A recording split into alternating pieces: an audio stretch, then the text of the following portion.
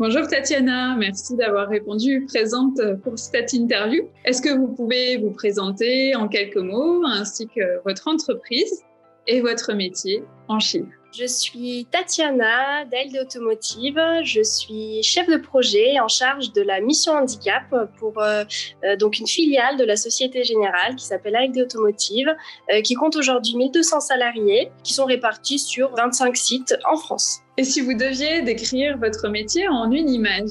Choisir une image d'un chef d'orchestre parce que dans mon métier, je dois faire en sorte que chacun contribue sur des projets collectifs comme par exemple une œuvre musicale et faire en sorte que tout le monde donne vraiment le meilleur de soi-même. Merci messieurs, c'était très bien. C'était très bien.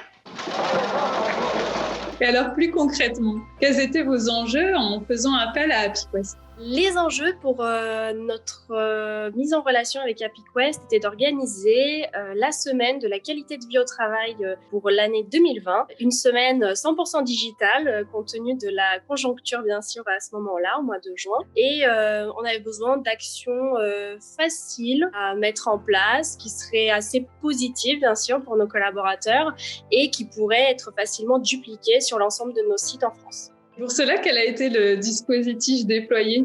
Avec HappyQuest, nous avons diffusé un dispositif de petits pas de la qualité de vie au travail. Donc, il s'agissait d'un dispositif bien sûr digital qui a été adressé à l'ensemble de nos collaborateurs via notre intranet et via notre communauté interne Yammer. C'était des petits pas tous les jours que le collaborateur recevait dans l'intranet pour mettre en place des actions positives. Il y avait 2 actions qui concernaient personnellement chaque collaborateur qu'il devait mettre en place, 2 actions qui étaient tournées plutôt vers un collègue, 3e type d'action, donc la dernière, le 5e jour, c'était une action qui était dédiée vraiment à l'équipe, qui était plutôt une action collective avec un moment de bonheur à partager. Et comment vous diriez que cette initiative a été perçue et reçue par vos collaborateurs? Cette initiative a été très très bien perçue par les collaborateurs parce qu'encore une fois, c'était une chose assez simple, des petites choses en fait très simples à mettre en place qui avaient un retour vraiment immédiat sur leur qualité de vie au travail, que ça soit personnellement ou bien pour l'équipe. Donc très bien vécu en tout cas, des collaborateurs qui ont partagé, répondu au post. Donc vraiment très, très bonne satisfaction sur cette initiative. Et de quoi êtes-vous fière dans cette action? Alors, ce qui me rend la plus fière suite au déploiement de ce dispositif, c'est que les collaborateurs en redemandent des semaines de la QVT. Donc, ce qui veut bien dire qu'ils ont bien pris plaisir vraiment à mettre en place ces actions et ils ont envie de continuer sur cette lancée-là. Chez HappyQuest, on aime beaucoup cette fameuse méthode AMIS, A-N-I-S.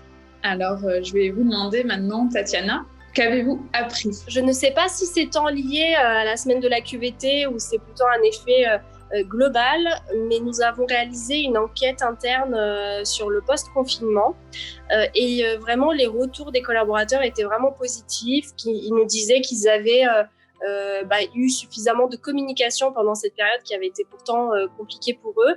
Et d'autre part, il y avait un indicateur très intéressant qui indiquait que leur sentiment d'appartenance à l'entreprise était renforcé pendant cette période. Donc je trouve que c'est quand même des éléments factuels très intéressants dans la conjoncture actuelle. Et qu'est-ce qui vous a le plus marqué? Qui m'a le plus marqué, c'est vraiment le travail en tant que tel avec l'équipe HappyQuest, parce qu'ils ont fait preuve vraiment de force de proposition, d'adaptabilité. Ils ont vraiment tenu compte de l'ensemble de nos contraintes, qu'elles soient d'ordre technique, budgétaire ou visuel, en termes de charte graphique. Donc je trouvais que c'était vraiment un échange qui était 100% gagnant-gagnant. Qu'est-ce qui vous a inspiré?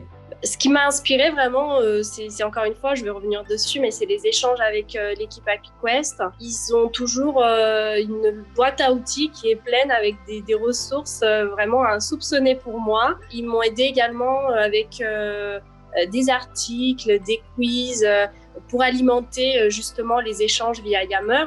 Donc j'ai trouvé que c'était vraiment très intéressant que d'avoir une approche un peu corporate d'une part sur l'intranet et une deuxième approche un peu plus ludique ou un peu plus informelle via le réseau social de l'entreprise. Et qu'est-ce qui vous a surprise? Ce qui m'a surprise, mais positivement, c'est que les collaborateurs ont vraiment joué le jeu pendant cette semaine de la QVT. Moi, je m'attendais peut-être à tort, mais que les collaborateurs passent juste un petit peu à côté de ces idées positives. Et finalement, je pense qu'ils en avaient besoin.